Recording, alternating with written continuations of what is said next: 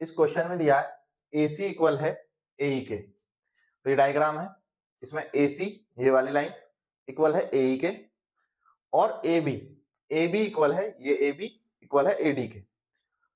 Angle BAD ये angle है और EAC ये एंगल है, ये दोनों इक्वल दिए हैं और हमें बताना है BC इक्वल होगी DE के।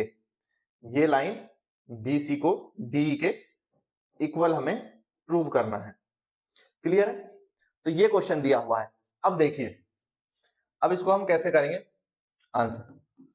सबसे पहले गिवन AC दिया है इक्वल AE के, कॉमा AB दिया है इक्वल AD के एंड एंगल BAD दिया है एंगल EAC के। जो गिवन है वो नोट कर देते हैं। प्रूफ क्या करना है हमें? प्रूफ करना है to proof BC equal to D। अब कैसे प्रूफ करेंगे? तो हमें इसका प्रूफ लिखना है, इसका प्रूफ लिखेंगे। सबसे पहले एक चीज देखो कि ये जो है BAD, हम BAD को देखें, BAD इक्वल दिया है एंगल EAC के, ये गिवन था, ठीक है, मैं यहां लिख देता हूं ये गिवन था। अब BAD ये एंगल है और EAC ये ऊपर वाला एंगल है।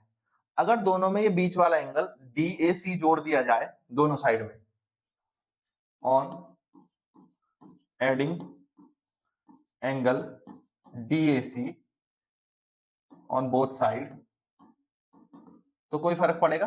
तब भी ये इक्वल ही रहेंगे। Angle BAD plus angle DAC इधर जोड़ दिया और एंगल EAC में एंगल DAC इधर जोड़ दिया, तो जो नया एंगल बनेगा ये BAC हो जाएगा, एंगल BAC हो जाएगा। इन दोनों को जोड़ करके 1 और 2 ये जोड़ करके, ठीक है, ये 1 2 और ये 3 था तो 1 और 3 जुड़ गए, और फिर 2 और 3 जुड़ जाएंगे तो 2 और 3 के जुड़ने पे ये EAC हो जाए, EAD हो जाएगा। क्या हो जाएगा? एंगल EAD हो जाएगा, EAD। और ये दोनों इक्वल रहेंगे क्योंकि दोनों साइड पे हमने सेम एंगल जोड़ा है। यहां तक की बात क्लियर है? दोनों साइड पे सेम चीज जोड़ दी है। अब आते हैं ट्राइंगल BAC, जो बड़ा ट्राइंगल है, मैं आपको इसको हाईलाइट कर देता हूं, ये BAC ये एक बड़ा ट्राइंगल है और दूसरा एक बड़ा ट्राइंगल हम लेंगे इसको, ये वाला ADE या EAD, इस ट्राइंगल को, इन दोनों को हमें कंसीडर करना है। और देखिए, तो in triangle BAC, in triangle BAC and triangle EAD congruency के लिए हमें एक चीज देखनी है, ये 1 और 3 जुड़ के और 2 और 3 जुड़ के इक्वल हो रहे हैं। तो पहली बात जो अभी हमने ऊपर लिखी है, BAC इक्वल है EAD के, ये अभी हमने देखा था, इसको सेम लिख लिया कॉन्ग्रुएंसी के लिए, एक एंगल इक्वल हो गया।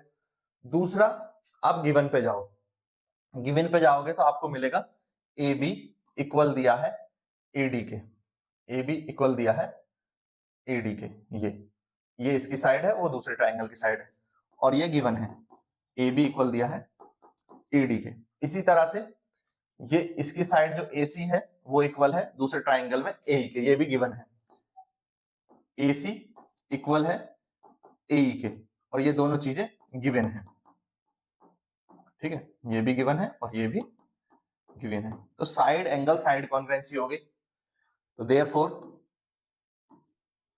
देयरफॉर तीन चीजें हमारी आ चुकी हैं, दो साइड और एक angle. Therefore triangle BAC is congruent to triangle EAD by side angle side congruence condition।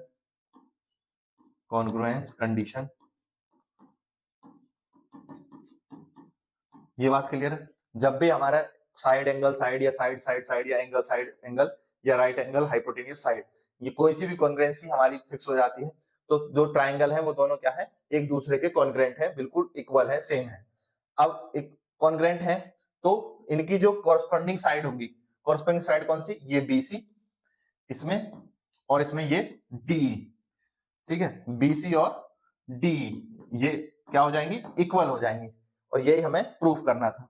तो by CPCT corresponding parts of congruent triangle by CPCT BC equal to DE as proved, यही proof करना था और ये proof हो गया। ठीक है, तो इस चैप्टर को अगर अब तक हमने ध्यान से किया है तो ये चीजें बहुत आसानी से की जा सकती हैं, बहुत सिंपल सा प्रूफ है, आप इसको कर लेंगे। ठीक है, एक बार और देख लेना, अगर कहीं पे कोई डाउट है तो ये चीजें क्लियर हो जाएंगी। तो ये क्वेश्चन आपको समझ में आए, वीडियो आपको अच्छा लगा है तो लाइक जरूर करें, शेयर करें अपने सभी दोस्तों के साथ, चैनल को सब्सक्राइब करें, और इसी तरह के और क्वेश्चन देखने के लिए प्लेलिस्ट में जाएं, और सारे वीडियोज आपको प्लेलिस्ट में मिल जाएंगे, सारे चैप्टर्स के वीडियोज हैं, सारे क्वेश्चंस के वीडियोज भी अलग बने हुए हैं, तो जैसी भी आपको रिक्वायरमेंट है उस तरह से आप देख सकते हैं, क्वेश्चन वाइज और चैप्टर वाइज प्लेलिस्ट बनी हुई है। Thank you, thanks for watching.